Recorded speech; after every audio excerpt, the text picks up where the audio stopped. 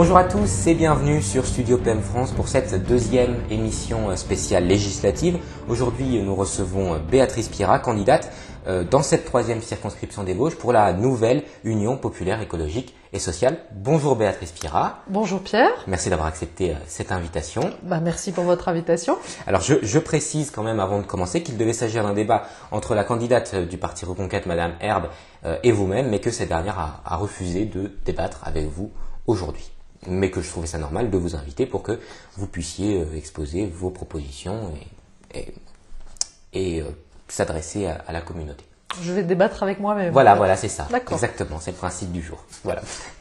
Alors donc nous avons une vingtaine de minutes à peu près pour aborder différents thèmes sur lesquels les candidats ne sont pas souvent interrogés. Mais tout d'abord, donc une question simple, peut-être un petit peu bateau. Pourquoi avoir décidé de vous présenter ici sous l'étiquette de la NUPES? Je ne sais pas comment on prononce, moi je dis NUPES. Moi je dis Nouvelle Union populaire écologique et sociale, la version longue effectivement NUPES pour les intimes on va dire. Ouais.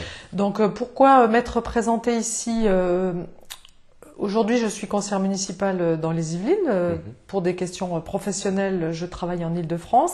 Mais quand j'ai vu les résultats aux dernières élections dans la circonscription où est toute ma famille, puisque moi je suis originaire du syndicat, j'étais au collège au banc de Vanier, puis au lycée ici à Remiremont, j'ai souhaité m'engager ici pour défendre des convictions qui me sont chères et défendre aussi les intérêts des Vosgiennes et des Vosgiens et mettre aussi mon expérience de femme politique au service de la circonscription. D'accord. Vous venez de le dire justement, vous êtes aussi conseillère municipale à Voisins-le-Bretonneux, qui est une commune des Yvelines, bien que vous soyez donc originaire du syndicat. Est-ce que vous pensez que ce sera réellement possible de défendre le territoire alors que vous avez des mandats ailleurs? Alors, vous posez effectivement, Pierre, une bonne question.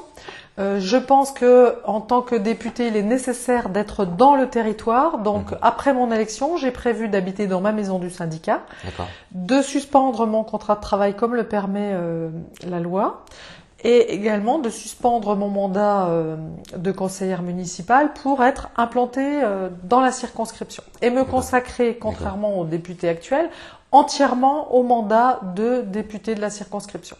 Très bien. Alors on va rentrer dans le vif du sujet, dans les questions de fond. Donc, vous le savez comme moi, la guerre en Ukraine fait toujours rage.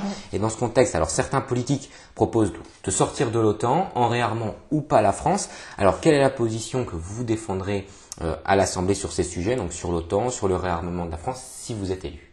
Alors, la première question, c'est qu'est-ce qu'on fait pour protéger les Françaises et les Français? Aujourd'hui, nous avons effectivement le bouclier de l'OTAN qui nous permet d'être dans un bloc plus important et de faire une union face à la menace russe. Et je pense que la question n'est pas tant de l'armement, d'être ou non dans l'OTAN, mais de trouver la meilleure façon de défendre les intérêts nationaux. Nous sommes ici dans l'Est de la France, mes parents ont vécu la guerre, ma famille a vécu la guerre, il y a souvent des histoires dans les repas de famille sur la guerre, je pense que personne n'a envie de revivre ce type de tragédie et donc il est important de préserver la paix. L'Union européenne est une façon de préserver la paix. Je rappelle que l'Union européenne avait comme premier objectif de faire une union entre la France et l'Allemagne afin d'éviter la guerre. Et donc, c'est tout ça qu'il faut défendre aujourd'hui.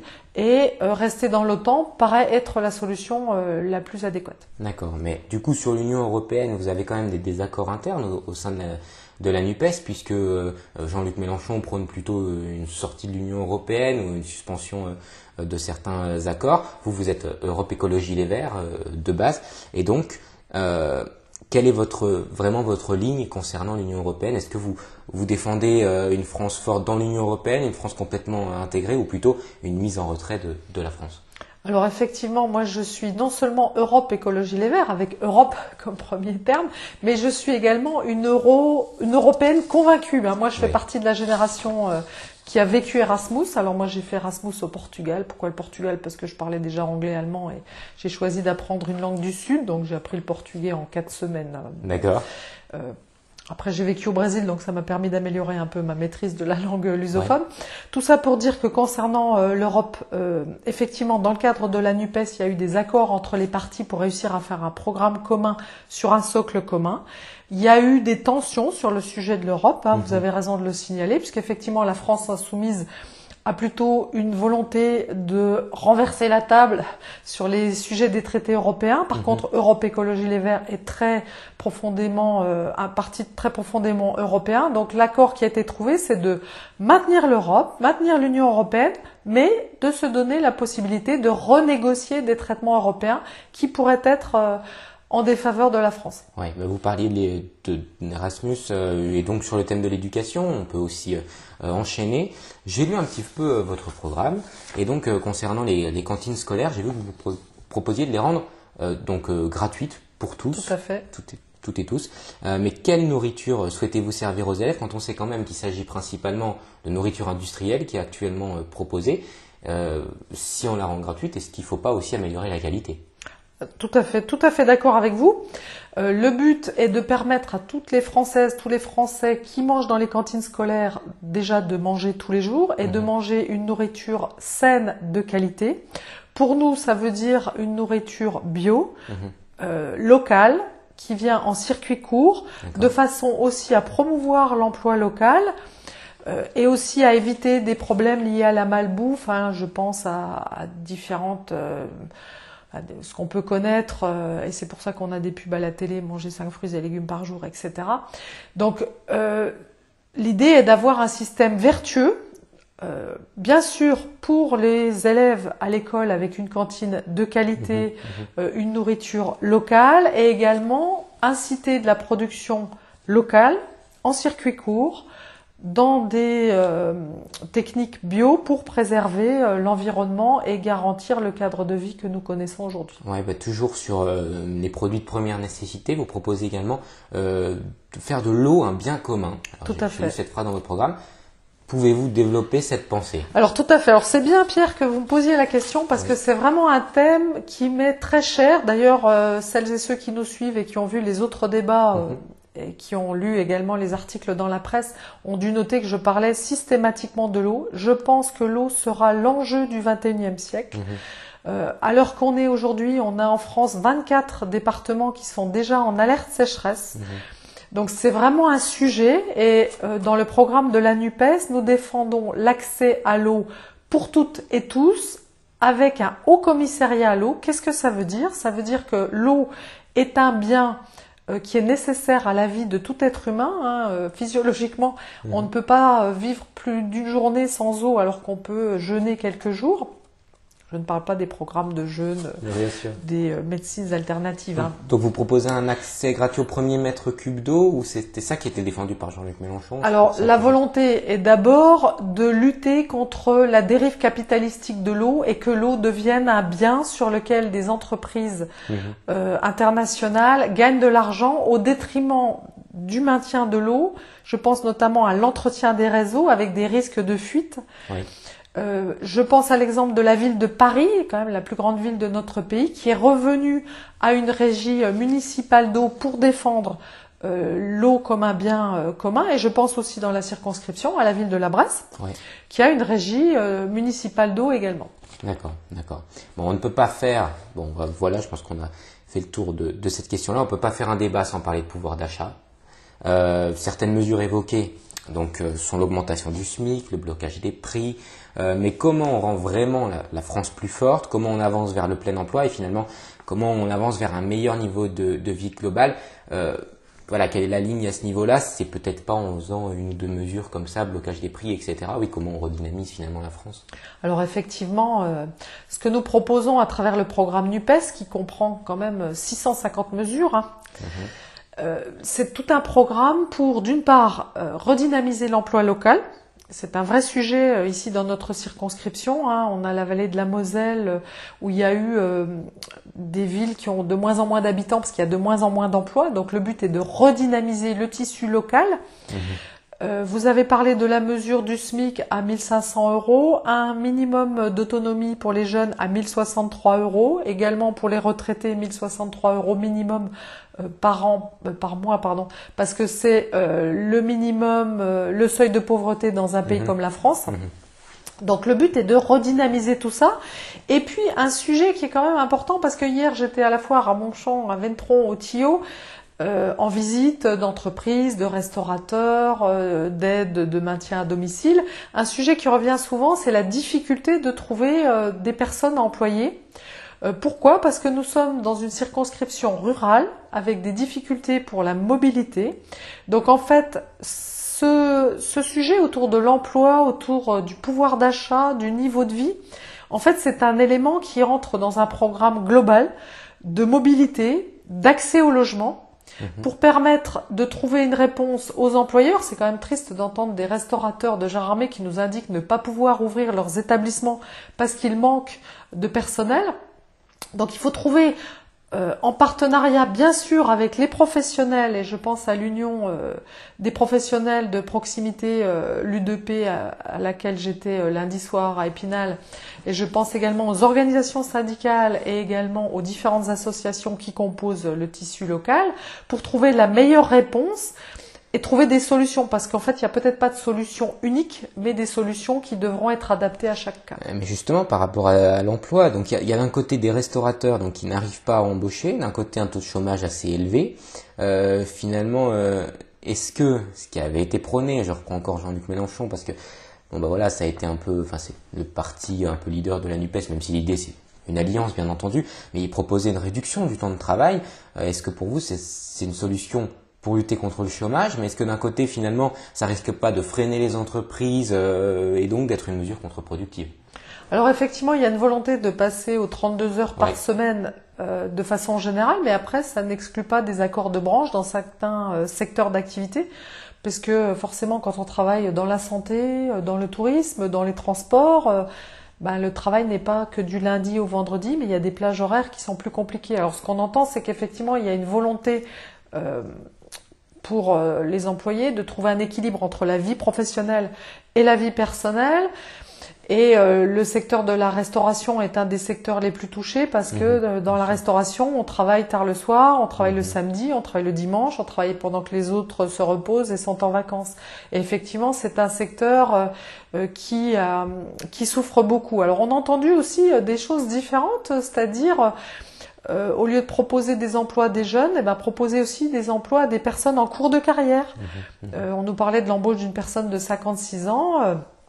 C'est une solution. Je pense qu'il ne faut pas se fermer les portes et aussi libérer l'âge maximal de l'apprentissage, parce qu'aujourd'hui, dans une vie, on aura peut-être plusieurs vies.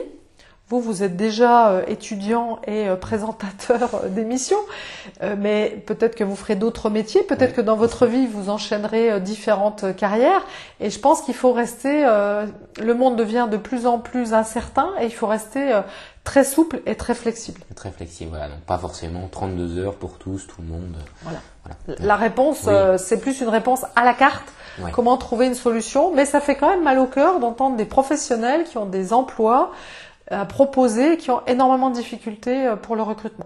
Donc ces élections législatives, elles risquent quand même d'être, encore une fois, le signe d'un désintéressement des gens, d'un écœurement de la vie politique, qui se traduit en général donc par une forte abstention, on l'a vu au régional notamment. Comment on réintéresse les citoyens? Comment on les remet au cœur de la politique finalement? Effectivement, Pierre, quand on tracte sur les marchés ou dans la rue, beaucoup de gens, et notamment des gens d'un certain âge, ce qui est quand même assez nouveau, nous disent qu'il y en a marre des politiques, tous pourris, on n'ira pas voter. Alors, premier élément de réponse, déjà, moi je suis issue de la société civile et je m'engage par conviction. Moi j'ai un métier dans une industrie, je fais ça par conviction, parce que je pense que si on veut que ça bouge, il faut montrer l'exemple et il faut s'engager. Alors beaucoup autour de moi me disent que c'est courageux. Moi, je pense que si on veut que ça bouge, il faut y aller. On se pose pas la question d'être courageux, d'avoir de l'énergie. On y va et on fonce. Ce qui est proposé dans le programme de la NUPES, c'est d'aller vers une 6e République. Pourquoi une 6e République? Parce qu'on veut pousser le je vais y arriver, le référendum, d'initiative citoyenne, le RIC, et aussi refonte des institutions. Aujourd'hui, on a un président de la République en France qui est quand même un monarque républicain, surtout avec notre président actuel qui est très présent, où on connaît peu en fait les membres du gouvernement, voire même l'action du gouvernement.